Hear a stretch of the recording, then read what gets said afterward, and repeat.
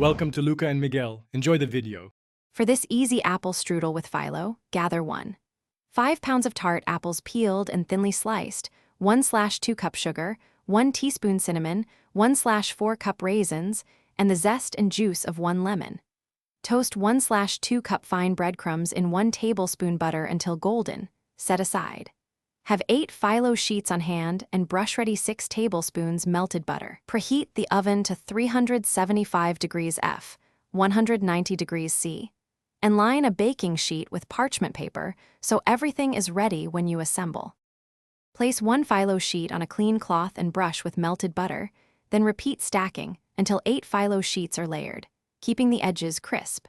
Spread 1/2 cup toasted breadcrumbs in a strip 1 inch from the long edge to absorb juices and prevent sogginess. Pile the sliced apples on the breadcrumbs, sprinkle 1/2 cup sugar and 1 teaspoon cinnamon evenly, and scatter 1/4 cup raisins plus lemon zest. Roll gently away from you. Tuck the ends, seal with butter, and transfer seam side down to the baking sheet. Slide the assembled strudel into the preheated oven and bake at 375 degrees F, 190 degrees C, for 35 to 40 minutes until the phyllo is deep golden and crisp. Check after 30 minutes to prevent darkening.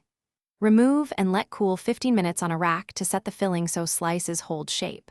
Dust with powdered sugar and serve warm with vanilla ice cream or whipped cream if desired.